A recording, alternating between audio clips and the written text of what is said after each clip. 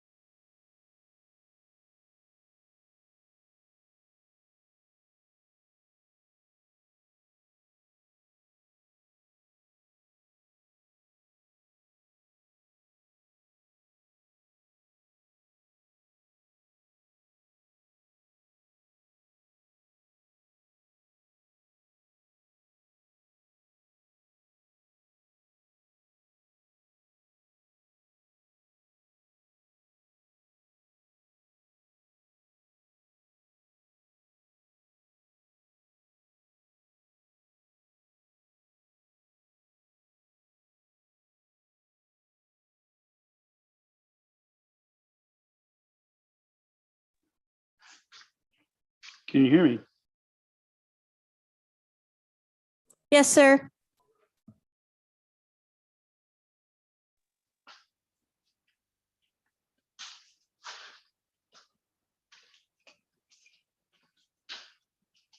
Commissioner Rawls, we have one commissioner en route. We'll wait for. Sonny, can you hear me? Yes, we can hear you. Could you hear me?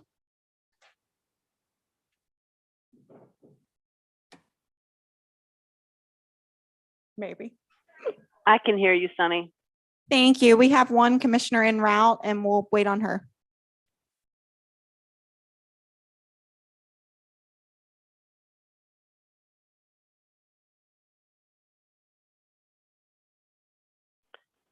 Hi, Sonny.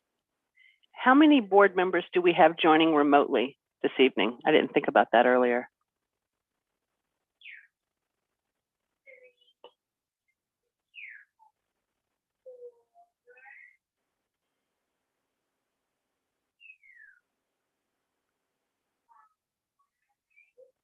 Ms. Krantz?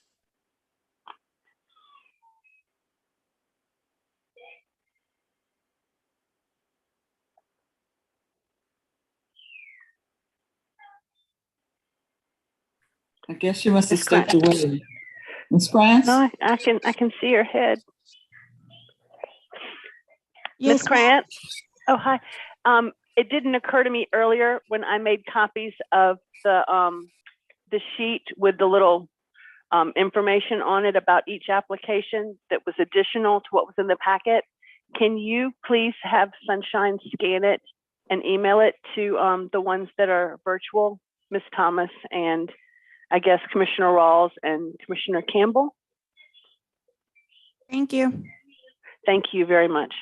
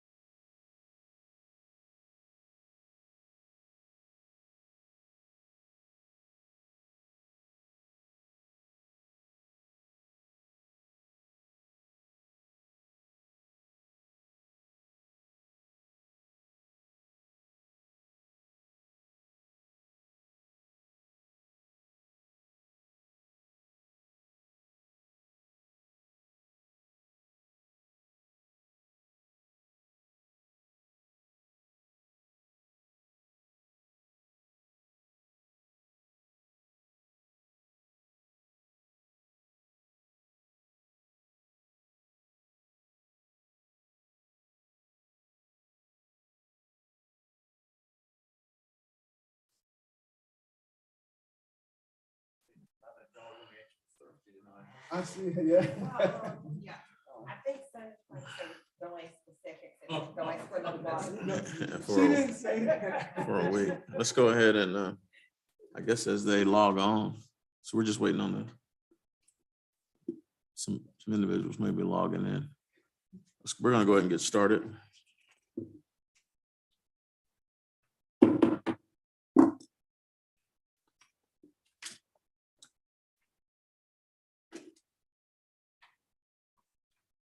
To members Tammy McCaskill, Will Jones, Rufus Borum, Justin Campbell, Jeff Rawls, and Teresa Jackson, you're hereby notified that the regular meeting of the Community Redevelopment Agency scheduled for October 10th, 2022 is hereby canceled, and a special call meeting of the Community Redevelopment Agency is hereby called for October 3rd, 2022 at 3 p.m. The purpose of this meeting is to discuss parking options in downtown's business district. Please govern yourselves accordingly. At this time, we're going to go ahead and call this meeting to order. We're going to ask that we all stand for the invocation at this time. Would everyone please stand? Dear Heavenly Father, we come before you right now, thanking you just for your grace and for saving us from the storms that pass and allowing this community to weather the storm. Lord, we ask that you be with all the families throughout this state that have been affected by the hurricane. But most of all, we ask that you just allow this community to come together to help those who are in need. We ask that you watch over this board, that you give us the ability to govern with kindness, with care, and also to do things according to your will. In Christ's name we pray. Amen. Please join me in the pledge. I pledge allegiance to the flag of the United States of America and to the republic for which it stands, one nation, under God, indivisible, with liberty and justice for all. Roll call, please. If y'all can hear me, I cannot hear any audio. I can hear it. Commissioner Campbell, can you hear us? Yes, I can hear it. Commissioner Ross, can you hear me now? Obviously not. You have operator service. We're gonna get you off Windstream.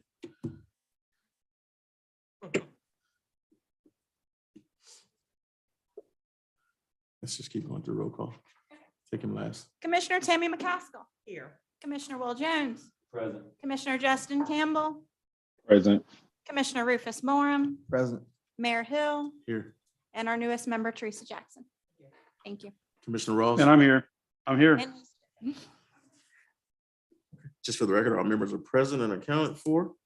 We'll now move on to our swearing in ceremony. thank you, Mr. Mayor. Ms. Jackson, if I can ask you to please rise and raise your right hand and repeat after me. I, Teresa Jackson, You'll learn. Community Redevelopment Agency Board appointee, Community Redevelopment Agency appointee, do solemnly swear or affirm do solemnly swear or affirm I will support, protect, and defend I will support, protect, and defend the Constitution and government of the United States the Constitution and government of the United States and of the state of Florida, and of the state of Florida, and the charter and ordinances of the city of Palatka, and the charter of audience of the city of Palatka, that I am duly qualified to hold office that I am duly qualified to hold office under the Constitution of the state. under the Constitution of the state. I will well and faithfully I will well and faithfully perform the duties perform the duties of board member of the Community Redevelopment Agency of Board of the Community of the Redevelopment Agency, on which I am now about to enter. on which I am now about to enter. So help me God. So help me God. Welcome aboard, Ms. Jackson. Thank you.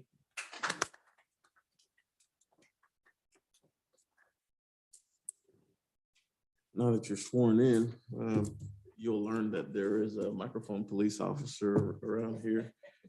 There are a couple people, counsel who's on, Ms. Thomas and Ms. Krantz will let you know when your mic isn't working. And so we're gonna go ahead and move on to our approval of minutes from August 8th. Second. There's a motion on the floor in a second. Is there any further discussion on the motion? All in favor, say aye. Aye. Aye. Opposed, motion carries unanimously. Moving on to public comments. Public comments will be limited to 3 minutes. No action will be taken on topics of discussion. If you're here for public comment, please fill out the yellow card in the back of the room next to the door. And when you come forward, please give your name and address for the record so that we can have an accurate account of who's speaking. If there's anyone here for public comment at this time, other than the items that are on the agenda, please come forward at this time. Seeing no one, we'll close public comment. We'll move into our regular business. Item number 1 is discussion and recommendations of parking options in the downtown business district. Mr. Chairman, Mayor, Chairman, as all of the board is aware, the issue of parking has arisen numerous times in the last few years as different businesses have contemplated establishing different uses in the downtown area, particularly the first 4 blocks, which we know as the downtown business district. Recently, a particular prospective purchaser of a property in the 300 block has approached the city with a specific question regarding the ability of the city to identify parking spaces that he would need in order to assure the viability of a project which involves a renovation of an existing property in the 300 block. And in our efforts to look at options, we've come across a couple options that the CRA participation, or in which CRA participation would really be necessary. So what I'd like to do, if I could, is briefly ask you, Mr. Beatty, if you could, to identify the property and tell me what you've got. If the court, apologize. If the mayor and the commission pleases, Mr. Beatty could come forward and briefly just tell you the project and what his parking needs are.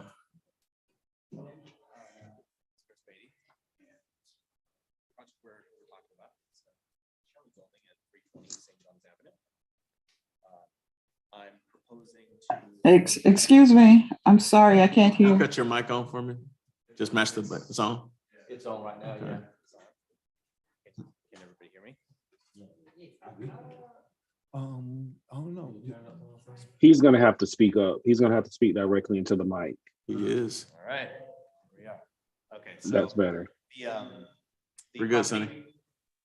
The property is 320 St. John's Avenue, it's the Shelley Building. Sure. Most of you have a lot more history on that building than I do, but I know it's been vacant. The top 2 floors have been vacant for many years. This would involve bringing the top 2 floors back online as about 22 apartment units. As with that, there's a need for parking spaces. And in speaking with Dawn and a few other people here, we're trying to assess what that entails and where we can suffice the requirement from. And your bottom floor would be commercial. The bottom floor would be, yes, it would be commercial. Perhaps a handicap apartment. Yes. towards the rear, not on the street side. Right. Yeah. If needed to comply with ADA requirements, we would have at least 1, maybe 2 ADA units on the first floor if needed. And you have an estimate of your project cost? The renovation, just over $1 million in renovation costs. So, and the number of parking spaces that you would need in order to be able to satisfy your. About 22 to 24 spaces. Thank you, I appreciate it. How many spaces can you get on site, do you think? On site, I'm not sure because the parking lot behind it is city owned. It's a shared parking It's a spot. shared parking, so the assessment of that is a little vague at this moment. In the city lot, what do we say, Jonathan, that city lot? Mr. Griffith is going to explain some options that we had come up with that would not involve a parking garage, because as we all know, a parking garage is a whole different subject, whole different funding issue and whole different budget issue. So we're looking to see what we can do without delving into that particular arena now. 28 going spaces. Okay. Currently have 20. But that's shared amongst all the, that's shared amongst all the businesses around Right. that area. It's not dedicated to that, that's not dedicated to that building. Right. How many other businesses in there? Do we know, I mean, again, an estimate of whatever? At least three. 3, okay. Mary Chili's. More like 5 or 6. Yeah, that's from Mary Chili's and you got from State Right. Farm around. Yeah, So yeah. you go from Fourth, Oh, 5 or well, then the entire block, including the Fourth Street portions as Oh, well. wow. actually 10. 10 businesses. Yeah. Wow, that's pretty. So if you have no further questions of Mr. Beatty, then Jonathan may be able to show you some potential ideas that he's come up with that that might free up some parking spaces. Sonny, do you mind putting up the aerial? Thank you.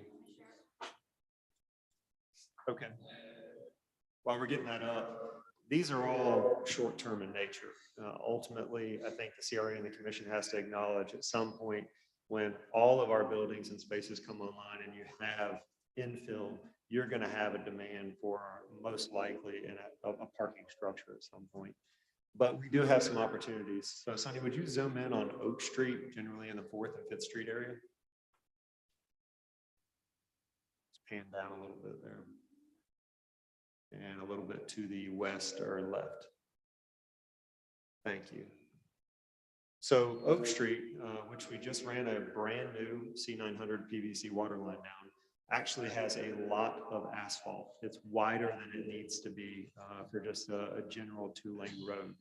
So we could go in there, we could resurface that, and in some areas we could push the curb back and we could stripe additional parking spaces in. Right now, there is no striping for parking on Oak Street. If you're downtown during a festival, you've probably seen people park there just because dimensionally you can and cars can still get by. So that would be an easy fix that we could do, that we could put a quick bid out for some resurfacing and striping, just like we did for some locations on the north side. And you could use CRA funds and Better Place funds to gain some additional parking spaces within a 1 or 2 block radius of that location. Ms. Walsh, do you want to speak to how the parking requirement can be met within a certain radius?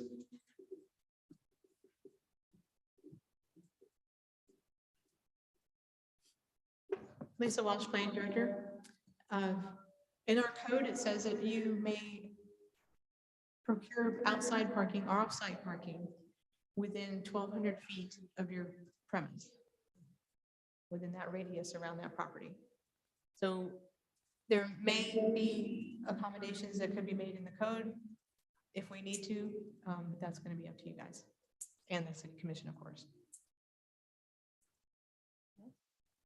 So to be more specific, what the code allows right now is the developer or the property owner could go out and secure a lease interest in private property and build a surface lot or use an existing surface lot on private property, but not right-of-way parking. So we would need to look at revising the code to allow for them to check that box to meet the requirement for the residential parking spaces. Another scenario which the city has done in the past is the CRA and the city have entertained public parking lease agreements. The CRA has essentially said, okay, we're going to go out and we're going to negotiate with private property owners and we're going to put a long-term lease in place for a small amount and construct a surface lot. Those projects never came to fruition. It was about 2012, 2013 that we had some leases lined up, but we never ultimately pulled the trigger on it. But you do have, from what you can see here, there are some grass lots that would be suitable for additional surface parking improvements within a 1 or 2 block radius of that specific project location. So that would be like the 3rd and Laurel and the 8th and St. John's. Yes, sir. So can you zoom in that? Yeah, zoom in. I don't know. Wait. No, we're just speaking on. no, the Oak Street area that he was talking about before. Third and No, those were old. No, those were old lease agreements that were in place for properties with private owners. So as you can see here, you've got Oak Street, which is public right away. We could construct public parking It would not be reserved for a specific project, but it would increase the available parking in the downtown area for anybody that needs it. Or you have all of those green squares that you see there, or those asphalt squares. The CRA could go out and actually try and negotiate with the owners of those property to see if we could facilitate acquiring those for parking, or the developer could do that.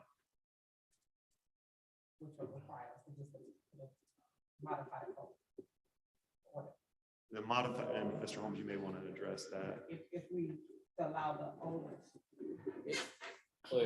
If the developer were to enter into a lease agreement, then he would have reserved spaces. It's within 1,200 feet, so it really wouldn't require code modification, I don't think. If we were to, if the CRA, Better Place, were to enter into a lease agreement and construct some surface parking, not a garage, then we'd be creating additional parking spaces, but they wouldn't be necessarily dedicated. So at that point, what we'd have to do is there'd have to be a code provision that essentially states that there has to be the availability of the required number of parking spaces within 1,200 foot threshold or radius that she's mentioned. So we'd have to, instead of there being, right now downtown Palatka, as you know, anyone that tries to develop in that area, for instance, the buildings on the south side of St. John's had also been proposed for residential on the top floors. If they require a dedicated number of spaces under our code, there aren't enough spaces downtown.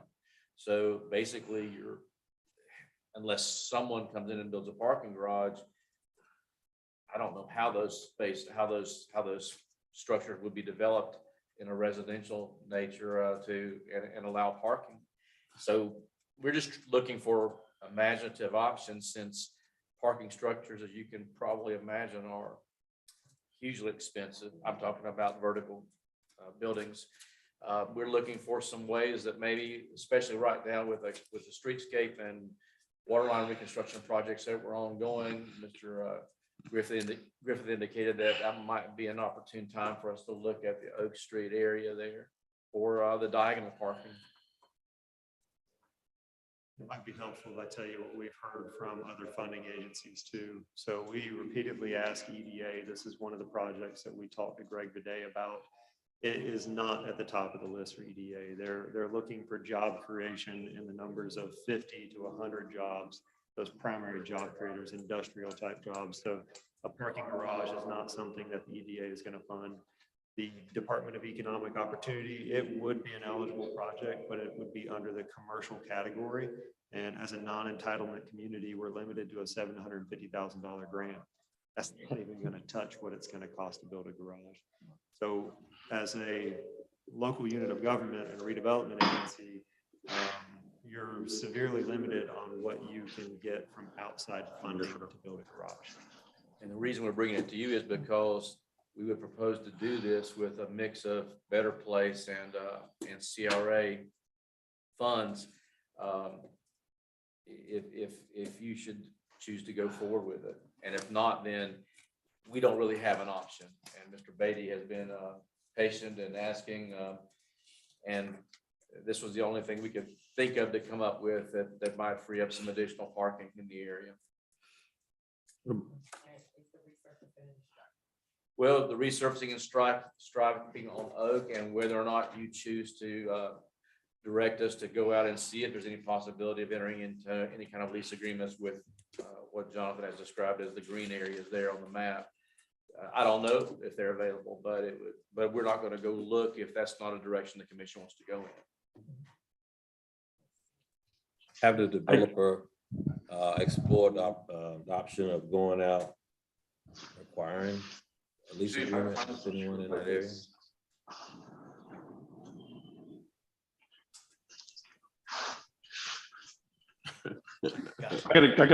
I got a question. Learning my lesson. Was someone else? Hold on one second, Commissioner. We got a question on the floor. You can go ahead, Mr. Okay. Bailey. So as to have we found any other spaces to entertain, nothing on market, since I don't necessarily know that, haven't gone to the process of finding the individuals that own each of these lots and addressing that with them.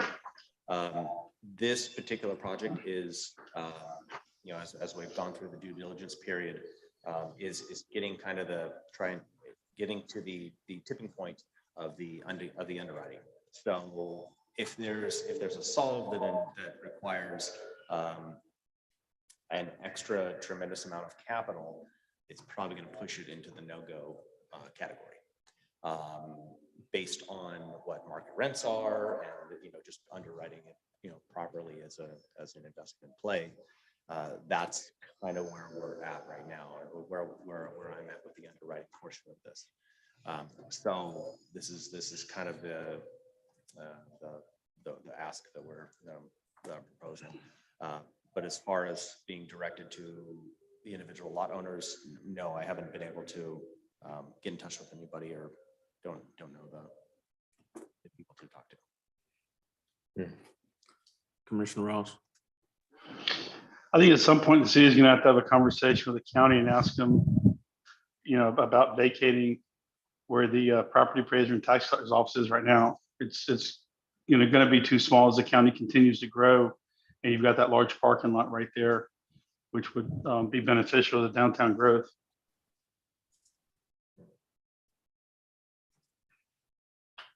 That's 100 feet. That's right. That's the area. That's the area on 4th and Oak that was being spoken about before. The other, what about the Larimer? What about spaces at the Larimer as an option? It's within range across the street. So dangerous intersection across. It's trying to check boxes, I think. Spaces they've got at the school. I mean, it looks like they got a huge parking lot, but a lot of that school boards. Mr. Cutright.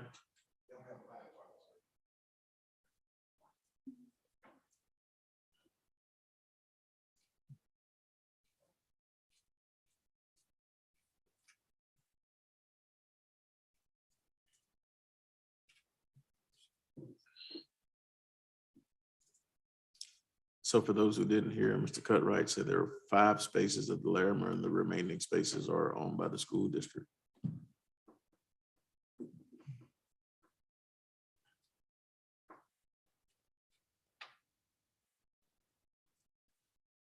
All right.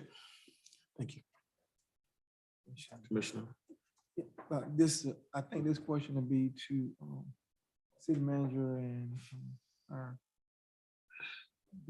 I think we could in terms of entitlement, I think we have an option to be piggybacking off something like Duval or Clay, because we got entitlement zones, and I think St. Augustine, they're part of the Duval. And I think as long as you're contiguous, you have an option to be apply for entitlement. That's what I was to understand there. It's a population threshold, sir, to be an entitlement community and get your direct HUD allocation. Understand that, but what I'm saying is, I think we could apply if there's an adjacent county that we can piggyback off of. Because we've talked about that before in terms of applying for an adjacent something that's already is an entitlement community. I mean, like Duval, St. John's, and I think even Alachua. If you'd like, we can reach out to DEO and see if they'll share the information with us, and we can bring it back for you. I think we just have to make an application for it. You have to be a certain population threshold. All right, so you've heard the recommendations from staff thus far to be able to meet the goal of allowing this project to move forward at this point. Any comments, questions, concerns, direction? And I think staff needs direction as to where we move forward at this time as it pertains to this project.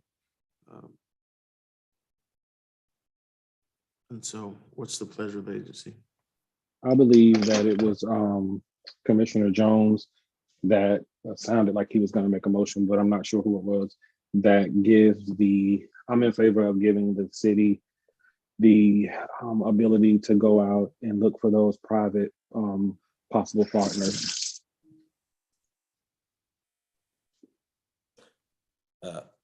No, that wasn't going to be my motion. I actually was going to say, you know, we come up with these options, but Commissioner Borum had a question that we hadn't explored first.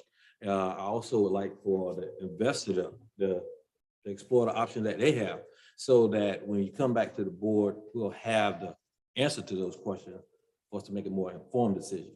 Now, you know, I don't know, time is of essence right now, but that is,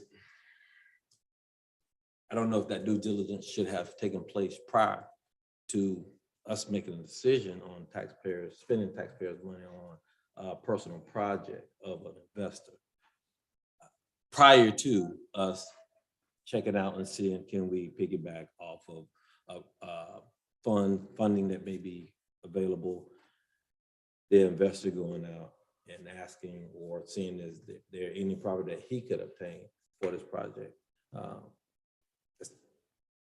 That's just my opinion. It's not my direction at this point, other than to get the information and bring it forth with some completeness before we make a decision.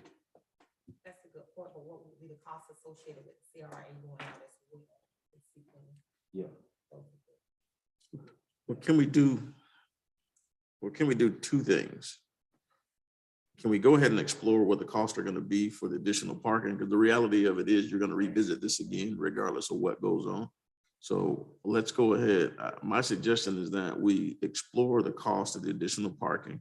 We also reach out to, we reach out to the tax collector's office as well to see if they'll be willing to allocate some parking for this to the city that can be reallocated, or would they be willing to lease parking out as well?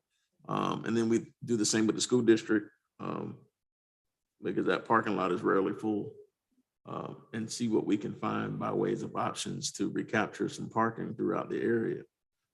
We can also check on, you know, whatever other things we want to look at from a funding standpoint, and then we can reconvene and bring those options back. I think the reality of it is, if we sit and wait and do nothing at this point, we're going to find ourselves in a situation where nothing's going to happen.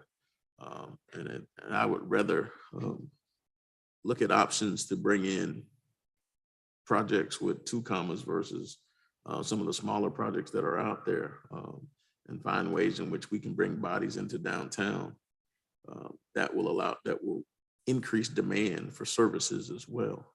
We've got you know, significant businesses that have been able to bring in traffic in downtown, that have been fortunate enough to have some parking and still have parking challenges.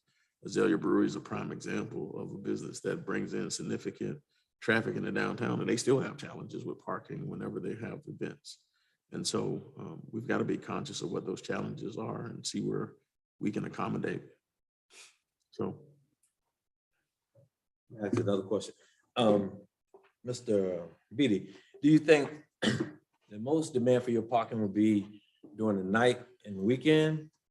Because during the day, of course, they're going to be working class, pretty much people that's going to be able to afford downtown parking. I mean, downtown living.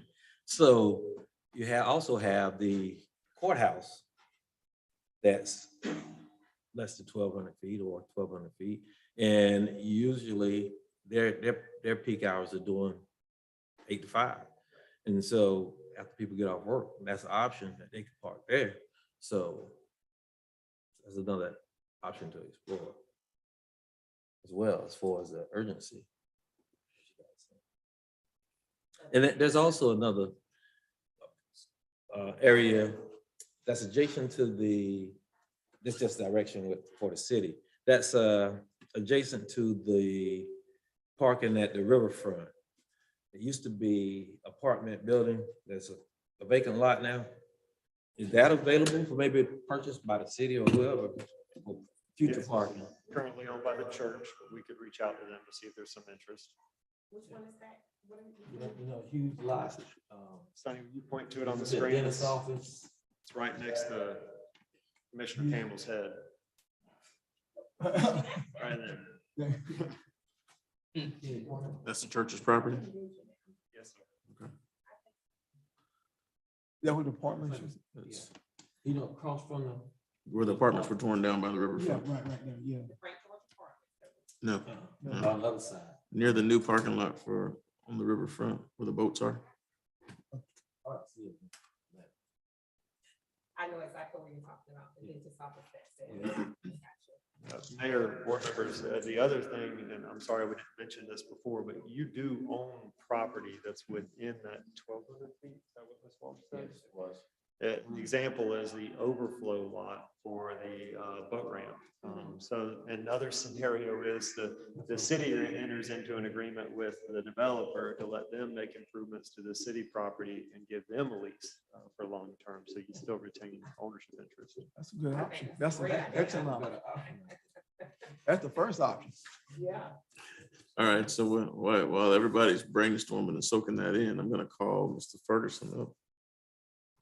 Granger, you write like me. I'm Eddie Granger, 701 St. John's Avenue, Urban Farmhouse.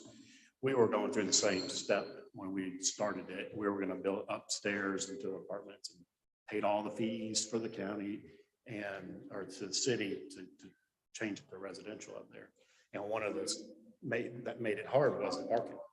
I think we had to have 4 at the time. There's none around us. So, Tom, who bought the building from, also owned Spanish Tower. So now I understand that. So, but at the time I leased 4 lots from him to make it where I could move forward with my plans. Of course, that never happened because of funding, but part of my deal is I had to have the lease in place for the city to even, but you're right to consider it. But he might want to check with some of the people that have extra parking, just for, not that they would ever park there, because they're going to park on the street or at the bank. Right. It might be something that, because all that y'all needed at the time was just a lease saying Right. that we had a spot. So he might want to check with some of those people that have extra spots that he might be able to lease from. Thank you. Mr. Whitley. Annie Sweatlick, 511 North 3rd Street, Palatka. Ameris Bank has a huge parking area and hardly ever people are parking there. Also across the street, which is more difficult, of course, to access. Who knows, maybe a walking bridge. Just the heart of Putnam, and that has been vacant there for years. That's a big empty space where cars can park. Thank you. Thank you. And so you've had an opportunity to soak in some additional ideas as well. At this point, we need direction from the agency. Are there any additional comments before we move forward with some direction? I would say for the purpose of moving forward, so we won't hinder the developer and the investor from moving forward this project, to go ahead with the city property that we own and see, could you guys reach an agreement, we reach an agreement with them so that his project can move forward, and with the possibility of using city, leasing with the city lot. That take care of both problems. Is that a motion? That'd be my motion. Does your motion, Second. does your motion include, just so before we get to the second, does your motion include looking at pricing for the additional parking spaces recommended by staff as well? Well, not necessarily, due to the fact that we already own that property. There's no cost. Actually, it'd be a benefit. It doesn't cost anything to look either. And that Jonathan also said that was a temporary fix. So I think this could be a long-term solution, not to just this gentleman, but to other businesses that come into downtown. So without the debate, the motion does not include that, right? I would highly recommend, since there's no cost, Commissioner Jones, to add that. And although it's a temporary fix, it's something that help move us forward. You can make a motion, but that was my motion. All right, so his motion doesn't include that. We'll deal with it subsequently. So the motion is for us to look at city-owned property and to come back with an answer from that. There's a second by Commissioner Board. Is there any further discussion on the motion? All in favor, say aye. Aye. Aye. Opposed? Motion carries. Are there any additional motions as it pertains to the direction and discussion? That second part that we said, so move as far as going out to sea. So we're looking at, so we're gonna look at the additional properties in the vicinity as well to see what options exist for that Yes. as well. So there's a motion and a second on the floor. Is there any further discussion? All in favor, say aye. Opposed? Aye. Opposed? Motion carries unanimously. Thank you. So we've got the direction that we need at this point. I would anticipate that once we get that information, there may be a need to call another meeting for the purposes of being able to bring those options forward, if no other solution has been found at that time. And actually, there's probably going to be an opportunity for us to start to talk about short-term parking solutions in lieu of a long-term parking garage. And it may be necessary for us to seek during the commission meeting to make the parking garage be one of the priorities for appropriation during this session, with the increased interest in parking throughout the area. So it may be the perfect time for us to start to explore. So that's where we are. So again, let's move forward expeditiously and try to get what we need to get in place. Thank you really to all our business owners for for the opportunity to have a good problem. And so I think it's always a good problem when we're starting to talk about the need for more resources in place to accommodate people. So Mr. Beatty, we'll look forward to talking to you again. It's always good to see you. And so we'll be getting back with you real soon. Next up on the agenda is item 2, recommendation of awards for the building improvement grant May cycle. Mayor, Chairman, to refresh your, or maybe just to sum up what you have in front of you, I think you have a sheet which contains the numbers of applicants who made applications for a building improvement grant in this cycle. I think there are 9 for the Central Business District, 1 for the North TIF District, and 1 for the South TIF District.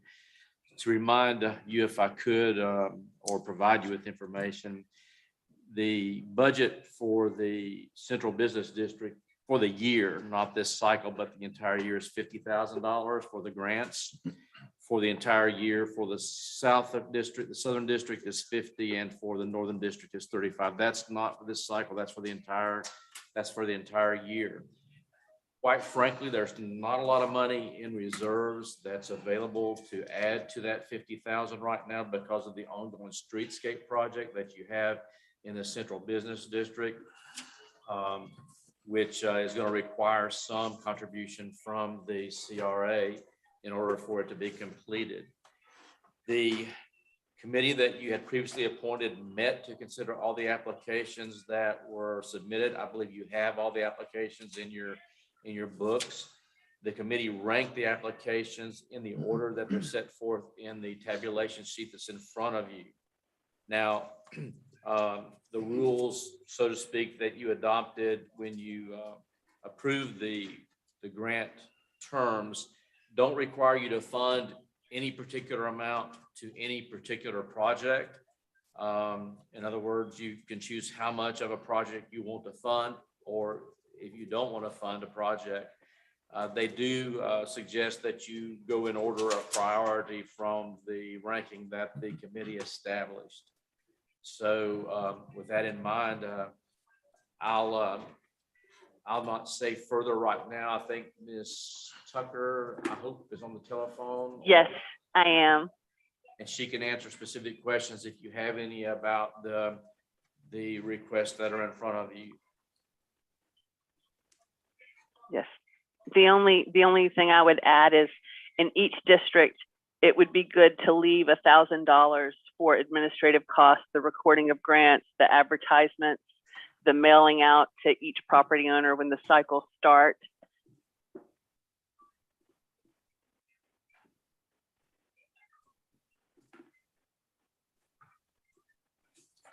As I said, there's not a rule and Mandy, correct me if I'm, Ms. Tucker, correct me if I'm wrong, but there's not any rule that says you have to award the same amount to each project, the same percentage amount to each project, or anything of that nature. Is that correct, Ms. Tucker?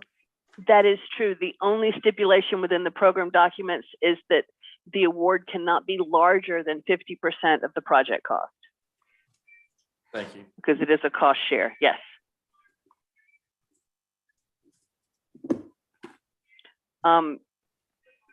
Yes. So let's start out with, it looks like we have 9 projects Mm-hmm. in central business. Yes. Any questions or concerns or comments as it pertains to the projects in our central business district?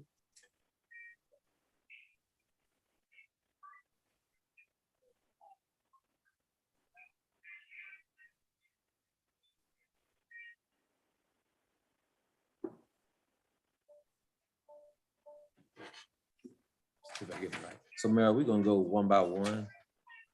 I mean, trying to understand. You've got 9 projects listed, you got a summary, you've got all the reports in place. If you choose to go one by one, you can, for the purposes of what I have. If there are any things that were glaring or any questions as it pertains to a specific project, we could ask them at this point. I think most of the projects in this district are ranked, very similarly. As it relates to what we have, we've only got a couple projects that were residential as opposed to just purely commercial. And So I remember last time, wasn't there a request from the project owners? Or are they just asking? wasn't there, Max right now? you've got inside your packet, you've got enumerated applications from each owner. You also have in the next to last column, the amount of the project. Yeah. Are they Each application didn't list a specific amount they were requesting. They were all asking for 50% of their project, which obviously the grant can't support the amount budgeted. You have project amounts that.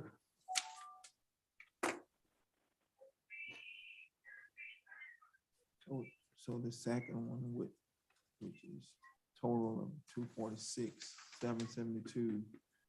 If the max is 50, then for this cycle, and you leave 1,000 in. Well, you're just looking at it, I know they couldn't get half of 346 because they only got 50. I'm sorry, can I, the program documents stipulate that the maximum grant amount is, I believe, 25,000 or 50% of the project, whichever is less. Like it can't go over 25. I believe it might be 20, but I'm 99% sure that it is 25. Okay. Any thoughts or concerns or discussion from the agency at this time as it pertains to these 9 projects? I'm just trying to figure out how to be equitable. If you look at the scoring, most of them are right on top of each other. The north and south tips are easy to figure, but what has been in the past? What has been the direction that the CRA has taken when awarding grants like these? This Ms. Tucker? This is the first cycle of the new incentive program, so there really isn't a whole lot of precedent. If you compared it to, say, the recruitment grant, the last 3 were awarded $5,000. One was awarded a full 20. It varied, to tell you the truth. I mean, And just looking at this, I think in all fairness, I think all the projects are viable based upon what I've read. We've got $50,000 allocated for the entire year. This is the first cycle. There's no way logically that you're going to be able to fund any of these projects. You got projects that start at 246,000. And so I don't think, outside of evenly distributed resources at this point, I don't think there's any way to really adequately disseminate. You got fractions on on projects. You've got 1 or 2 points that divide projects up. I Yeah. think the board has done a good job of creating a matrix, but most of these projects are all pretty evenly scored, and they all bring their own unique circumstance, which allows us to move forward. So what is the thought process of the agency at this point as it pertains to these 9 projects again? I think the low hanging fruit would be to give each one of them $5,000, at least 5,000 in the whole, but at that point, you're pretty much out of money.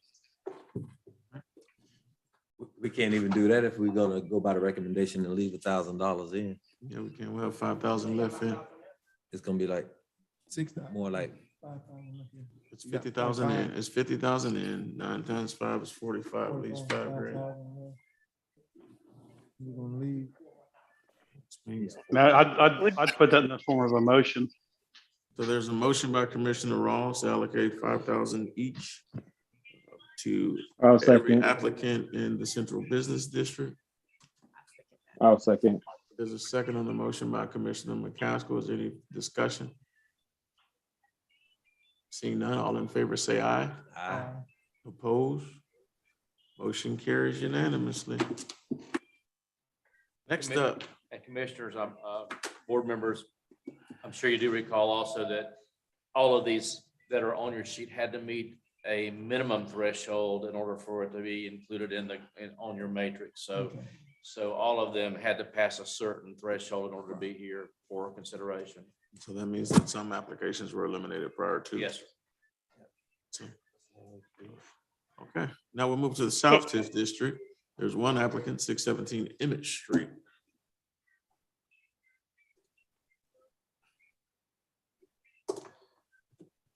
So what's your consideration on this project?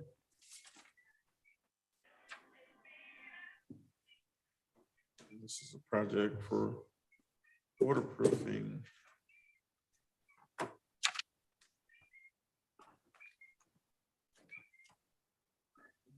50,000 in it too.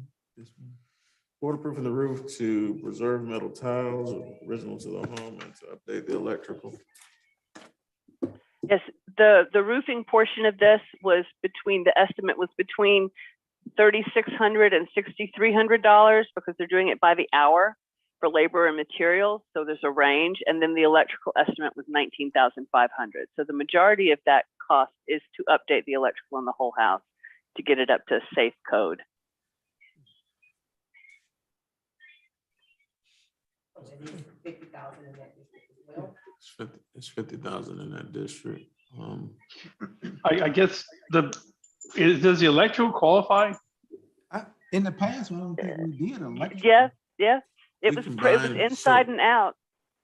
So you combine your projects, your TIF HIP, as well as your residential rehab programs and commercial rehab, they're all included in here in various components. So the residential rehab dealt with the insides. And so we create, when this project was approved, or when this grant was approved, it included some interior portions. If you recall, in those projects that you just funded, some of them include requests for HVAC work and things of Right, I that saw- nature as well. Yeah. I saw So there that. are some mechanical portions of the projects that are included as well. So you want to add anything else, Ms. Tucker? No, that covered it. Thank you. Okay. So as it relates to these projects, this project is very similar to some that we've approved in the prior cycle for central business. What's the pleasure of the agency moving forward? Well, we gave other agencies 5 to 10. I would say 5 to 10 on this is what 5 to 10 range. Would be a recommendation. If that's the only one. Let me, the lowest we before can we have a do. motion, Ms. Swetler, since you're already up, just go ahead and speak. Okay, Annie Swedling. So I understand the north side has 35,000 for the year and the south side has 50,000 for the year, right? Correct. So the central business district, is that a combination of north and south? No. That's from Oak Street to Madison. Okay, so that's and to north. The railroad tracks from the river. Okay, that's north then. So, no? It's, Okay. it's downtown it's the downtown businesses on St. John's, but it literally covers the riverfront from Oak Street. Yeah, And Madison is the other half of Madison on the other side yeah. to the railroad tracks to the train station. So all those properties that are within that area are part of the central business district. Okay, so where is that money coming from? From the pot of the south side or the north They side? have their own pot. It's three. You got three different TIF districts. Okay. They So have their central own- business has its own pot of money. Okay, South and north have their own pots of money. so how much does the central There's only business? 50 there. There's 50 there. So, and the south has 50 also. And there's 35 in the north. And 30, okay. So if the pots are depleted, then next year, of course, because of property tax payments, it will be, It recoups. yeah, but approximately the same amount? Depends on what the property, it goes by tax increment and what's in the Right. budget. So it's a budget allocation. So what happens is we budget every year for how much money goes into that pot. And another question I have, so if everyone gets 5,000, do they still need to show proof of improvements, receipts? We can get you with Ms. Tucker, so you'll have a full explanation of that grant, so you can share it with everybody in your neighborhood. Okay, very good. Thank you, And Mayor. we'll get that to you. Thank you. Okay. And so we need more activity from the districts. I'm pretty sure because this is the first cycle, there'll be additional activity coming up later. So at this point, you got an application on the table. What's the recommendation? I guess Commissioner Warren was going to the point of 5 to 10,000, and it's what I think. I say we can get them as close as possible, including the project, and we'll go with a motion to grant them $10,000. Complete the project. Is that a motion? Second. Yes. Second. It's a motion on the floor in a second for any discussion. I will say this for discussion purposes. I think one of the things that I would encourage us to do is remain consistent. I agree. We got some significant projects that were in the other district, but for money, it would be a bit different. But I think if we set a standard of where we're going to be, we kind of remain consistent. I think that the intent of the motion does just that, but I think that there may be a different message that comes out based upon how we push it, because there's really not much to differentiate it from any project of the 9 that we funded. That's just my only thought process on that. I agree. I think, So it's not a knock on the motion whatsoever, but I think it's just an additional thought process as we look at it based upon what's there. We can do with 2 to 5. I mean, if they consistent. I understand the consistency part, but still, It's a different. it's a different. It's a different pot of money. I get it. I absolutely get it.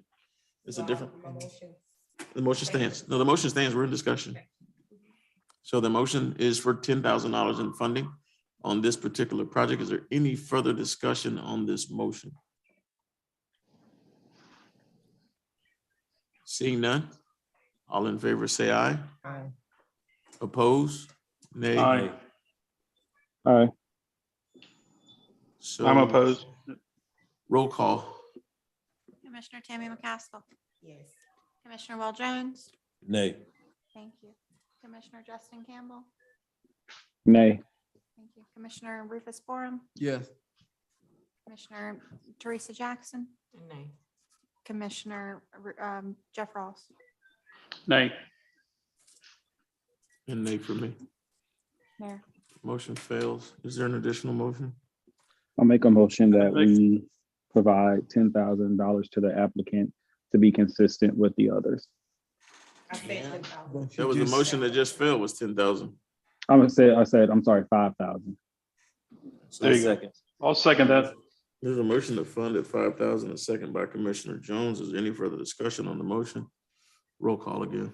Thank you. Commissioner Tammy McCaskill. Yes. Commissioner Will Jones. Yes. Commissioner Justin Campbell. Yes. Commissioner Rufus Borum.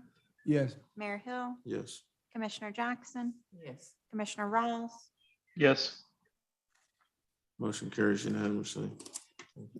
I'm gonna kind of just, well, I'm just thinking when we talked about the first one, which it had 9, and the reason I think it was 5,000 at that time is because the number of projects that was in that district.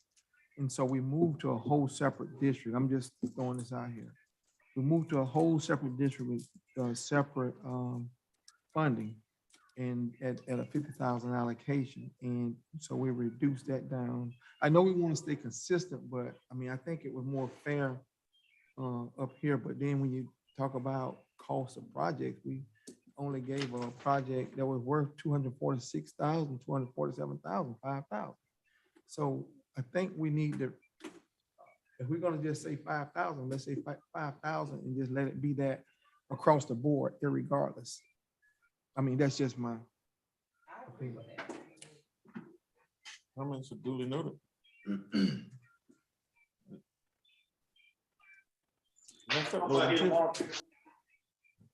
422 Madison Street.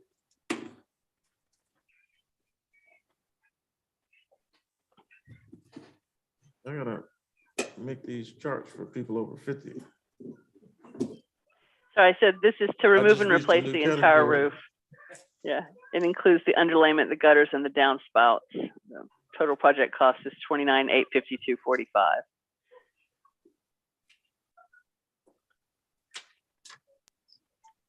I'd make a motion that we stay consistent with what we've been doing today and grant the $5,000. Looks like everything else in the package is in line, and that's about a 15% of the total cost. I second the motion. Is that a motion? I second. There's a motion on the floor in a second. Is there any further discussion on the motion at this time? Seeing none. All in favor, say aye. Aye. Aye. Opposed? Motion carries unanimously. That concludes our recommendations for Before award we- under number 2. Before we move on, can I ask one question for direction? Sure. As we move into opening on the 17th and then ranking and scoring the applications in the second cycle for the year, what is the recommendation of the board to the city commission should they continue on in that cycle with only $4,000 left? As we said, reserves are going to be extremely tight with the streetscape project coming through. I guess we'll see what we have. Okay. I guess the recommendation is that everyone who applies realizes that the funding is pretty much depleted. And, you know, it'll take, you know, the conversations that we had before as it related to, you know, moving money from sidewalks and other places within that budget to deal with those issues. You know, which are things that at the end of the day, I don't necessarily think is something that we may necessarily want to do, but I think it'll be worth discussion to see what comes forward. Okay, thank you.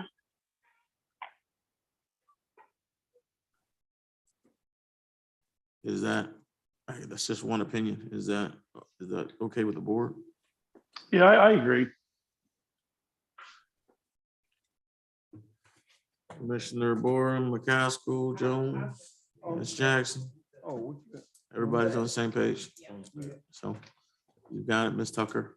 We'll just let the applicants know that the funding is almost depleted, and in order for that to happen, it will be the budget amendment for the funding to continue for that cycle, be a budget amendment based upon the overwhelming response in the first cycle and the underwhelming amount of money available.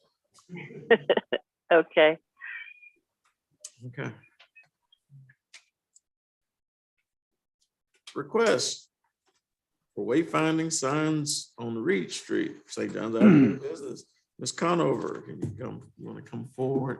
I'll let staff go ahead and give I'll go ahead and let you present your request. Okay, so I'm Andrea Conover. I live at 105 River Center Drive in East Palatka, and I'm the owner of Azalea City Brewing Company at 120 South 7th Street in Palatka.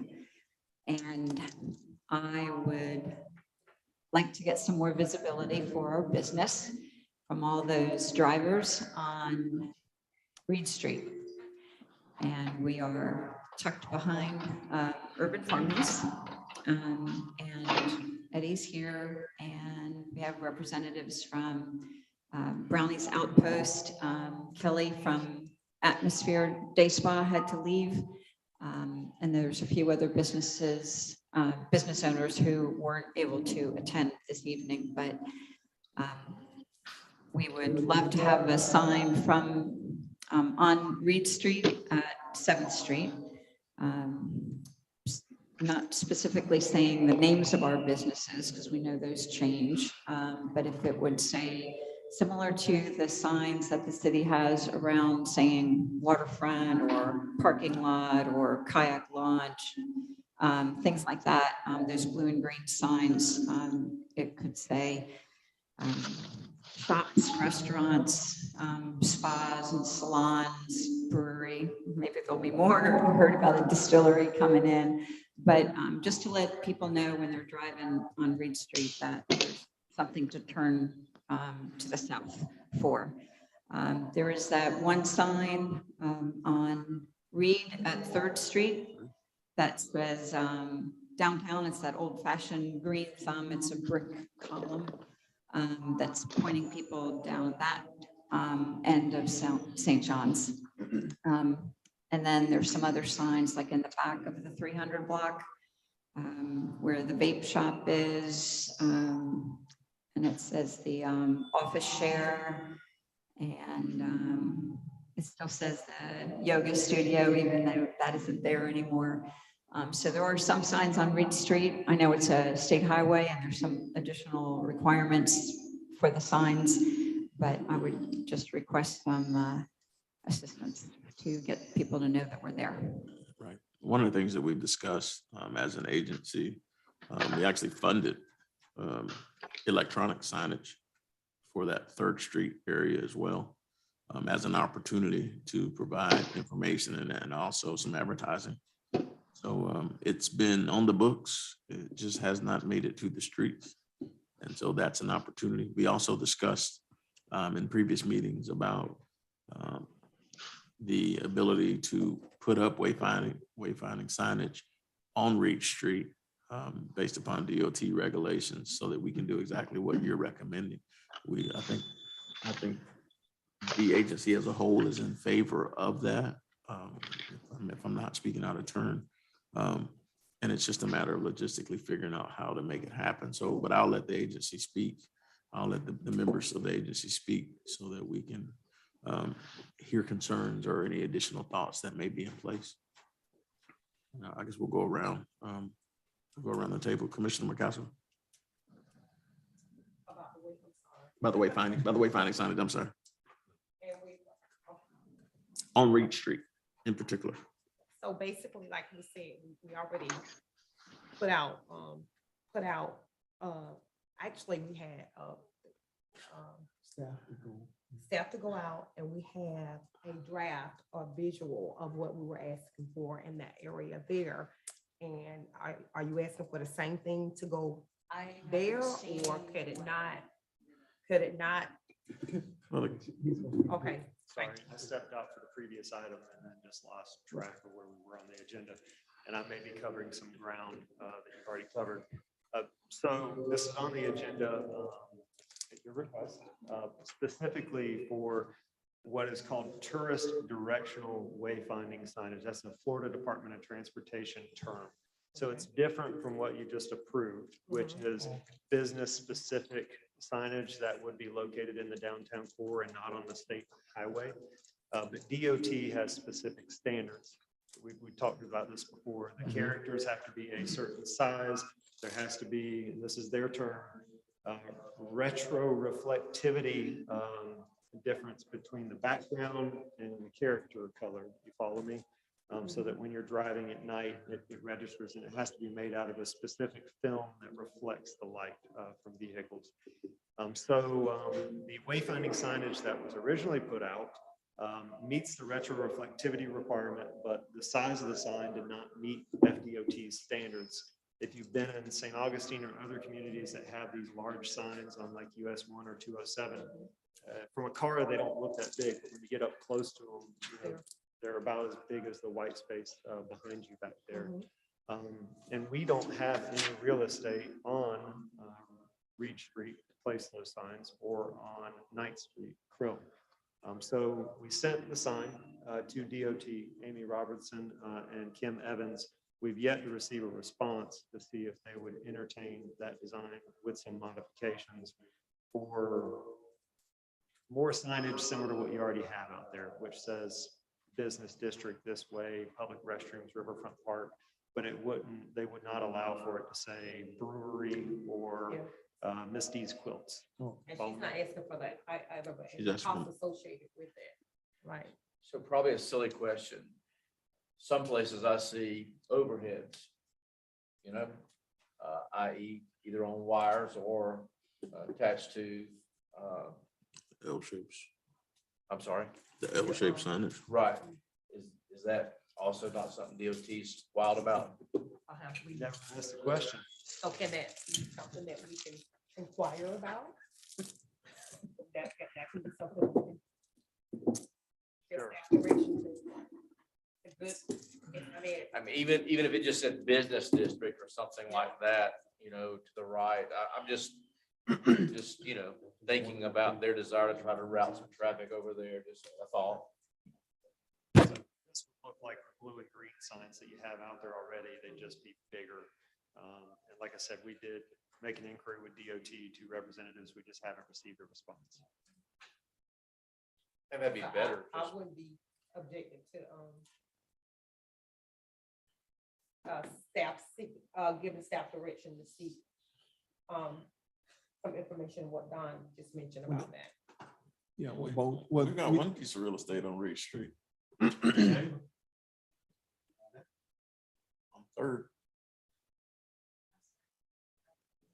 3rd and Reed, there's a piece that we just talked about, which may create some opportunity. 11th and Reed. It's further down. It's further down. Police department. Yeah. But let's look at, I think it gives us an opportunity. It sounds as though the board is in favor of looking at DOT compliant signage on Reed Street. And so it creates some opportunities. We can look at some additional, in the future, some more specific opportunities that may exist with properties in the area. I guess at some later time. But I think it does create an opportunity to try to redirect some people just through basic signage into downtown. And so that's something that we discussed previously as well in the other meeting. And so I guess at this point, if there is no other input. I got a comment.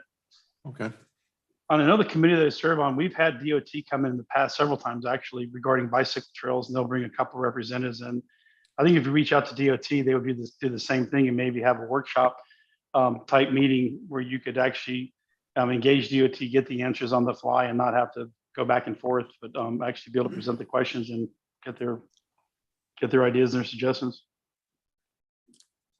Yeah, that's fine, but we've got some pretty decent contacts with DOT to explore those as well. So if there's nothing else at this point, by way of suggestion, I entertain a motion to allow us to be able to seek DOT approved signage. So moved. There's a motion on the floor by Commissioner McCaskill. There's a second by Commissioner Borum. Any further discussion at this time? I do have a question in mind. So are we going to be able to manage or limit or expand on the signage once other businesses go, hey, listen, I want in on this as well? How are we going to regulate that? Because you could have signs, you say it's going to be as big as the whiteboard, but you could have many businesses that want to put lodging, bicycle shop, and then you're gonna get a list to go longer and longer, longer and longer. So how are we gonna manage that piece? What do you suggest? Commissioner, typically those signs are not business specific, so they say things like shopping and dining to the right, or a business district to the left. It doesn't say brewery or lodging. It's DOT's term tourist directional. But I think Mr. Rawls' suggestion was a good one. We could, reach out to DOT, get the requirements, and when you have your next meeting, maybe we can get a representative here to talk about those specific locations, and we can have the cost ready for you as well to add some additional signage along those corridors. Sounds good. Okay. Any further discussion on the motion? If not, all in favor, say aye. Aye. Aye. Opposed? Motion carries unanimously.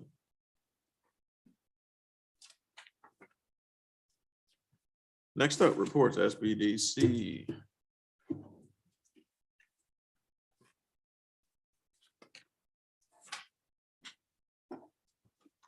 Good evening, Mr. Mayor and Commissioners and everybody in attendance. Rick Paul from the Small Business Development Center. We've got quite a bit to go over tonight, so I'll try to do it fairly quickly. Last meeting, you tasked me with going out and getting a couple answers to some of the questions that you had. The first one was on bank CRA funding.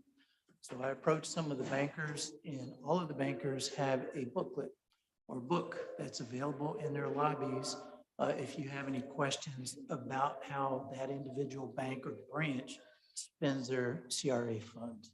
So all you got to do is go to the bank and inquire about that. Number two, a big part, I think Commissioner Warren was asking, and I think Commissioner Rawls also, about loans submitted. So there was an actual count of funds, I guess is the way to say it, people applying for loans and so forth. So I have a partial account of that in front of me. The loans submitted, the discussions were about $10 million worth. Out of that, about 2 million of it just flat out got turned down by various banks. So the loans getting to what I call the finish line were 7.3 million. Out of that, it's been about 3 million that's been approved. So this is a new accounting for me to keep track of it in this manner, and I'll just continue to do this as we go forward.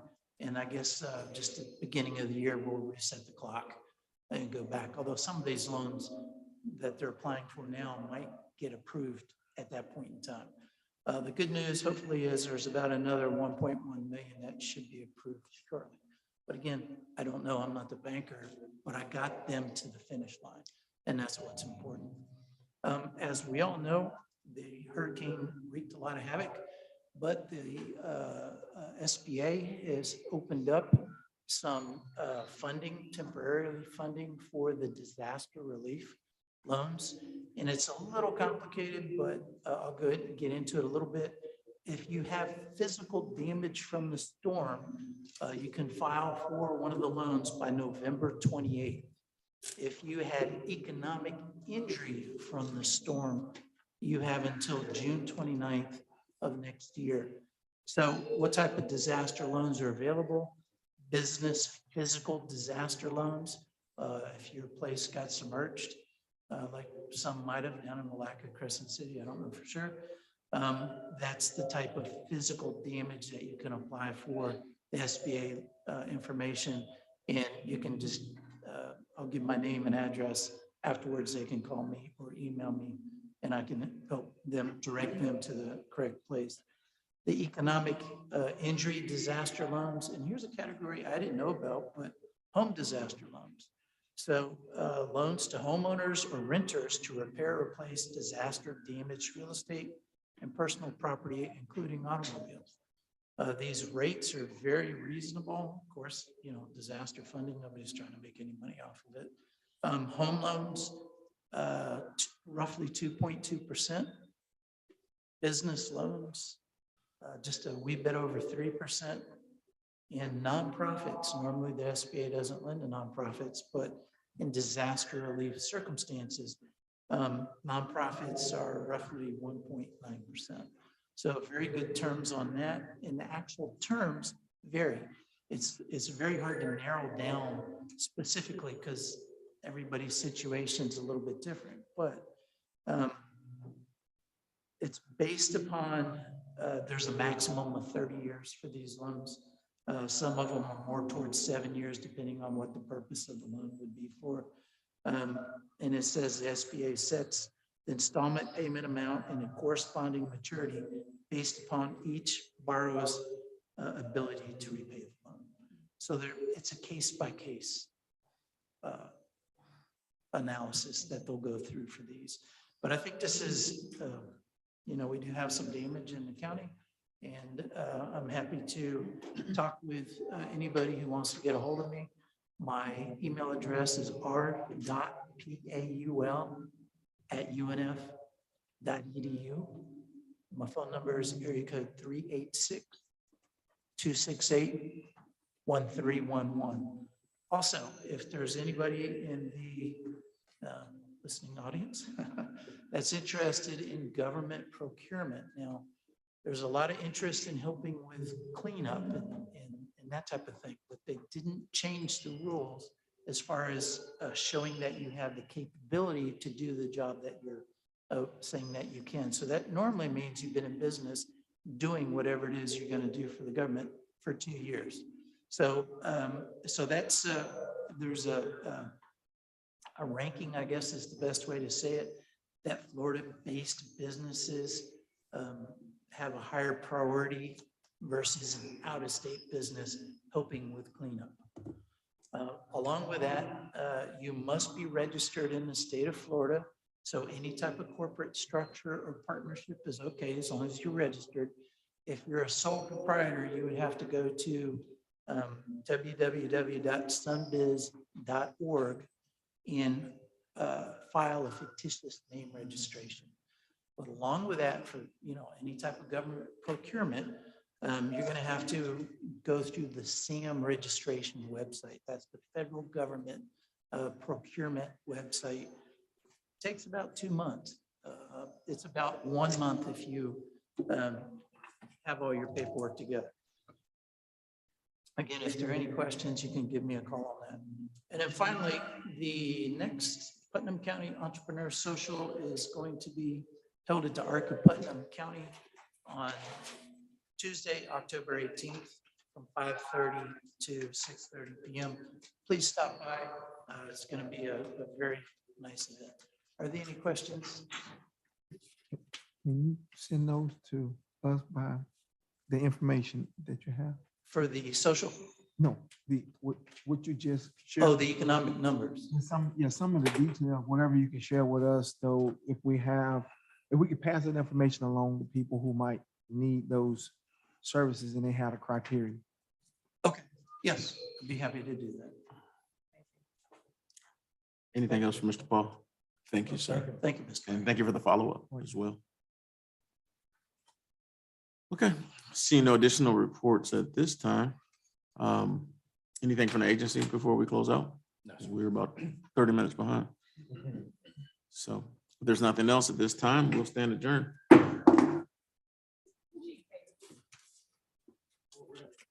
For the sake of, before we take that break, I think we may be able to make this meeting a little faster than the other. We're gonna move right into our 6:30, and there's a recommendation from staff coming out for that meeting. To our 6 o'clock, I'm sorry. Now I'm dealing with the commission in the workshop. So what I don't know if you need to formally announce it, but let me go ahead and start it, and then I'll let you do that.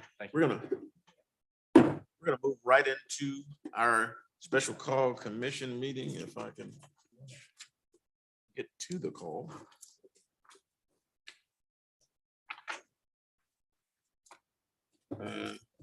Moving into the call of that meeting, you're here to Commissioners Tammy McCaskill, Will Jones, Rufus Borum, and Justin Campbell. You're hereby notified that a special call workshop at the Palatka City Commission has been scheduled for October 3rd, 2022 at City Hall located at 201 North 2nd Street, Palatka, Florida, 32177.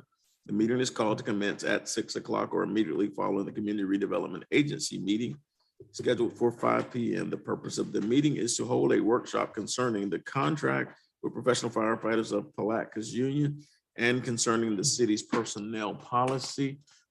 Roll call at this time. Thank you. Commissioner Tammy McCaskill. Here. Commissioner Will Jones. Present. Commissioner Justin Campbell. I Present. think he's all dropped off. He's here. Commissioner Rufus Boren Present. and Mayor Terrell Hill. Here. Thank you, all members present accounted for. Okay, and also just for the record, have it be known that representatives from the fire union are here as well. And we've previously had invocation. Mr. Holmes will let you go ahead and address the commission at this time. Mr. Chairman, Mr. Mayor, to cut to the, I guess, the meat of my statement, staff's going to be asking to go ahead and continue or basically push this item for discussion at a later date. And the reason is this.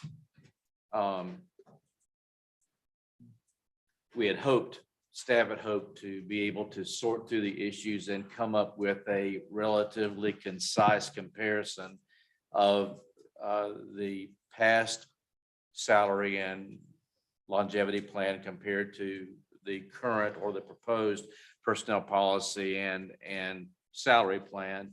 And the hurricane last week and other things that came up associated with it basically kept us from doing that. The topic is complicated enough so that I was afraid we would get lost in the discussion. And I'll explain by saying this. Since about 1986, you've had a step-in grade plan in a salary plan in place with the city by adoption of ordinance. And it included a longevity plan, which included a 5% pay increase at 5-year increments beginning at the 10-year anniversary of an employee's service. That was in your, like I said, your previous step-in grade plan. It was part of your step-in grade plan. The step-in grade plan itself, if you read it, is detailed enough so that it's not simply something I could describe in a couple of sentences. As part of the proposed adoption of a personnel policy, as well as the new salary plan that went along with our salary study, that longevity plan was essentially eliminated. So was the step-in grade pay plan, and instead what was substituted was, in essence, raising people by brackets based upon years of experience. It wasn't a yearly thing, though. 1 to 3 would result in an increase, maybe 3 to 7, an increase. So during the negotiations with the fire union, we had assumed that we'd be operating under the new salary plan with a new payroll, the new personnel policy, which did not include a longevity raise. But with that went to the union for consideration. They raised that point for consideration, and then we began looking at the process, and by that I mean the salary plan that we've kind of put in on the table includes merit raises. But when you look at merit raises based on evaluations, you factor in the fact that some department heads might give evaluations on a different standard than other department heads. And so in our effort to try to be consistent and fair to all concerned, we taken a couple of hard looks at some of the proposals and about whether or not eliminating the longevity plan per se would be equitable. So we'd like to be able to present it, and that's why we wanted your input, was because we've basically argued two sides of the same question. So what we'd like to do is to be able to go ahead and put a fact sheet together, so to speak, with a concise comparison and I can get it out to you in advance for you to have a chance to take a look at it a little bit. You could also, we'll also furnish you the old step and grade plan, which, as I said, you see there was adopted in I guess first adopted in 86 and then re-adopted in 96, so that you have a little bit more instead of trying to sort through it all right now, because I'm afraid it would be not only tedious, but I'm afraid that when we were all done, there's a great room for misunderstanding. We try to get it all done right now without you having some time to look at it in advance. So with that in mind, I'm going to be asking that we move it out. The firefighters will be operating under the old contract until we get back with a new contract response. And we don't anticipate it being a long time. We'll get something out we'll make our comparison this week, get it out to you this week, and be ready to call the meeting again. Okay. Mr. Smith is representative for the union. Yeah, I think for our union, the main thing is just not to be loyal to your loyal employees, you know? Not saying the city's trying to do that, but anytime you talk about taking away a longevity, which is 5% for 10 years, I think anybody that's done 10 years of service deserves 5%. And then the next one's not for another 5 years. So you're not talking about a whole lot of money. And it's the only thing right now that's guaranteed to the city, to the employees as a raise. So if you don't vote in a raise next year, but there's a guy that's got 9 years on the job, he knows next year he's at least going to get 5%. And with a city that has a problem with retention, I think keeping your loyal employees it's important. Safety, you know, having employees that have been here for 10, 15 years helps out greatly with safety for everybody, citizens, my brothers and sisters here, police department's the same way, everybody.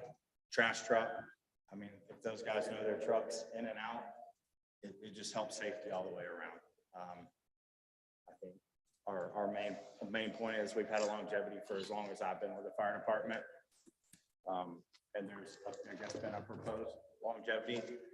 We haven't seen it yet, but our old one worked for a long time. And as far as I know, I think that it was citywide, I believe, right? It is citywide. It's citywide, so I mean, if it worked for 20 years, 30 years, and we were in a lot worse financial situations back then. I mean, I'm interested to see what the city's going to come up with, but our longevity policy is very important to us. We like to, you know, we like to be loyal to the guys, people that have stayed here for years. But we're willing to look at it and listen. Just depends what comes up on the paper, you know? We haven't seen anything yet, so we don't know anything. Right. But that's about all we have. Okay. Any comments or questions from the commission? You've heard the recommendation from the city manager to table the workshop and to reschedule it. I guess not to a date certain, but give an opportunity to reschedule the workshop as soon as possible.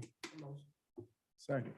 There's a motion on the floor and a second to table. Is there any further discussion at this time? All in favor, say aye. Aye. Opposed? Motion carries unanimously. Yes, sir.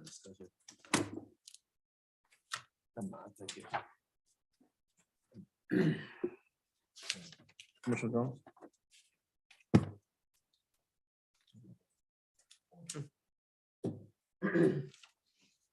And so items 1 and 2 have been tabled. There's nothing else before us at this time. We'll go into comment. Because we have the storm, let's go into comment to this time, just in case we need some updates as it relates. Mr. Manager, we'll just have you do an update as it relates to storm management. Okay, thank you. Staff performed, in my opinion, extremely well. Worked well together. The mayor was involved on a daily basis, almost hourly. We worked, I believe, the city and the county worked very well together. There was sharing resources back and forth. Personally, I thought that, and I have also received a call from a couple of county representatives saying they also believe that it was as seamless an effort as they had seen. We needed sandbags at one point. They provided them. They needed some gas at one point. We were able to furnish them with contacts, which allowed them to obtain some fuel. Then they offered us fuel back in case we were out of fuel. There was just a lot of exchange of efforts, which I think as one person described it to me, the county manager, it's just kind of worked the way it was drawn up on the board to work. As far as the city goes right now, the mayor, myself, and Mr. Griffith met with the Department of Emergency Management people on Saturday. We had sent out 4 teams of people into 4 quadrants of the city to make a preliminary damage assessment of all buildings, but particularly also city buildings and facilities. They had come back with some initial observations. We then on Saturday actually took DEM people around and actually found a little bit more of damage than we had earlier been advised of at the city docks. So of the other places of note were the fire department, which had a leak at the Key Larkin station, and the police department, which had leaks in a couple of its facilities. And other than that, by and large, the city came through pretty well. The docks, the 2 leaks at the 2 different facilities. So we're in the process of right now completing our time cards, our statements as to the amount of time expended in the emergency in hopes of kind of finalizing and summarizing our claim for reimbursement with FEMA and resuming operation of the city with trash collection, debris collection, and getting on back to work. So all in all, obviously, I think all of us feel like we were very blessed and fortunate that the storm deviated further to the east than what had been projected. As any of you know who were paying attention to the forecast from the Weather Bureau, at one point they had it coming right through Palatka, and then they had it going just a little bit east of Palatka. And then, of course, thankfully, it went farther out. And at one point, there was a prediction of 33.5 inches of rain in Palatka, Florida. And if that had occurred, I think all of us, seeing what we saw with the rain that we got, all of us were envisioning issues that we didn't have, as it turned out. But the people kept the water pumps running at the water plant, the wastewater treatment plant continued to operate. As I said, I was very, very pleased and proud of the staff that manned their stations and kept the city going. So Chief Taylor. Echo everything that Mr. Holmes said. I think the county and city worked great together. We were prepared for much more than we got. And just as a quick update, we sent 2 guys to Fort Myers with the county. They are working pretty steadily. They started out in Hardy County running calls for their department and searching properties. And now they've moved into North Fort Myers, and they are running their daily medical calls, fire alarms, all that stuff while they're still searching the debris. So we've sent some help to help. And we found our ladder truck. And it's in good shape. It had been sent to Fort Myers for repairs. I don't know if the chief was clairvoyant or. About 3 weeks before we sent it up. And we couldn't find it until what, this morning or yesterday? Yeah, we found it today. We finally got word that it was high and dry. Kind of hoping for a new one, you know. Hey, you wouldn't have found it for a year. I agree with Chief Taylor and the city manager in regards to the efforts that was put out, not only from staff, but the cooperation and cohesiveness that we all came together and joined the meetings, not only here at City Hall, but also the meetings at EOC. One of the better planned, in my opinion. We were more prepared for this storm than I believe we've had been in the past for any storm. As far as the damage that the police department took on right before the storm, Dell came out and looked at both the top, got on the roof, and then came and looked at the police department from the inside and looked at the damage. When the storm hit, I thought we did pretty good holding up for the most part until day 2 hit. And I believe one section near our command post kind of began leaking quite a bit, where we had to put some trash cans and buckets in to hold.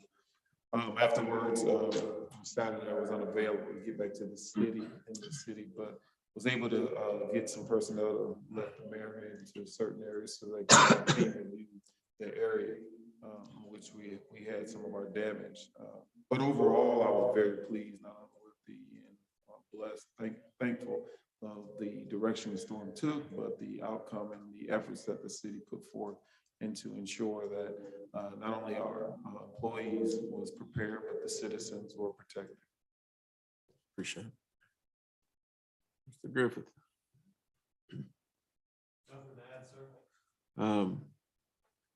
Mr. McMillan.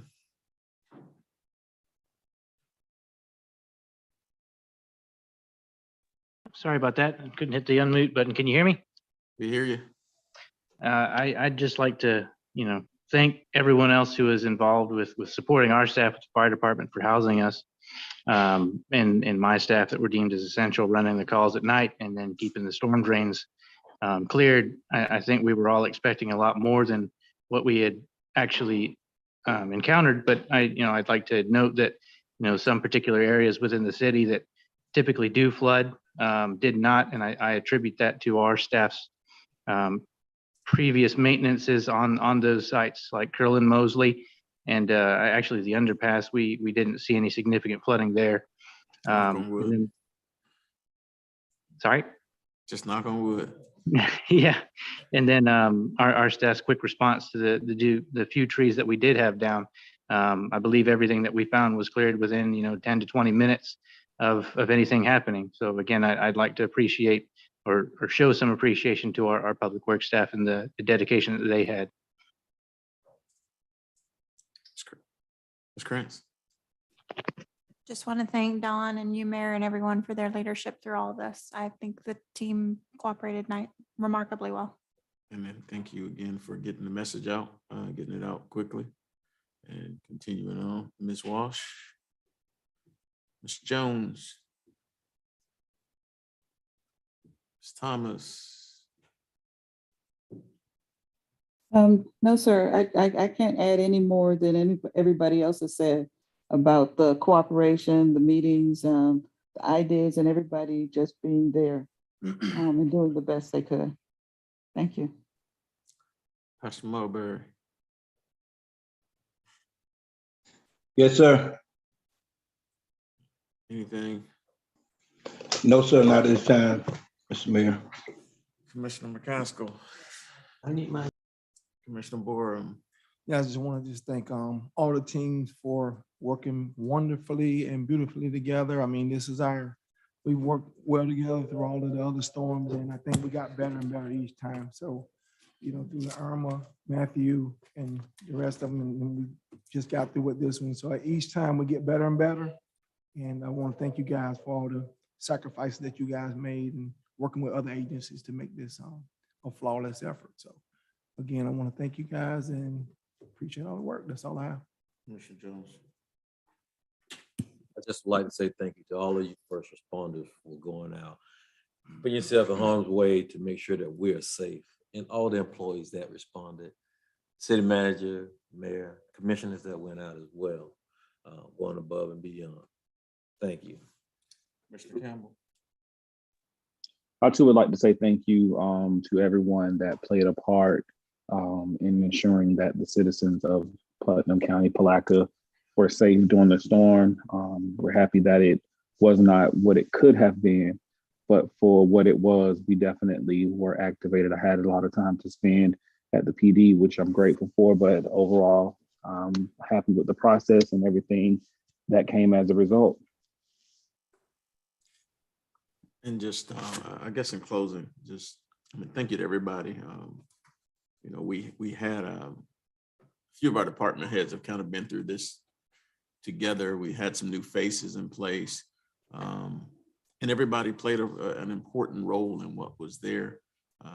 The veteran department heads that we had in place were Chief Shaw, Mr. Griffith, Chief Taylor's been around for a while in different capacities. The fire department always plays an important role in getting us back to normalcy as it relates to getting debris and things off the road, as well as public works. Everybody made sacrifices, leaving their families for days, making things happen, making sure that their coworkers ate, that they, things that most people take for granted, or that housing and lodging was in place, even at the airport. So there were roles to play. In many regards, Jonathan Griffith kind of stepped into the quarterback role as it related to his knowledge of FEMA and some of the things that were there. Mr. Holmes did an excellent job in his first storm. He's probably the most hyper senior citizen we had on the team. And so, but I'll tell you, the other part of it was we had a threat of a citizen jumping off of the bridge. And we had citizens and first responders show up, and they took it upon themselves to stop an armed man from realistically taking his own life. And kudos to the quick actions of everyone involved. We'll make sure we recognize them and just what parts they took. But the thing about the storm, which is most important to me, is all the personality conflicts, all the issues that are out there, all the things that seemed to be important before that local state of emergency came out, they were no longer important. The only thing that was important was making sure that the citizens of the community were protected, and that everyone was on go to make sure that Palatka was preserved to the best of our abilities. And God spared us. We were spared. It was by the grace of God that the storm began to move east, and it put us in a position where we were on the opposite side from what was projected, and we were not placed in a position that other communities were placed in. And this team did what they were supposed to do.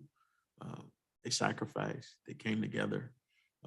We did that for the purposes of making sure that Palatka remained the gem.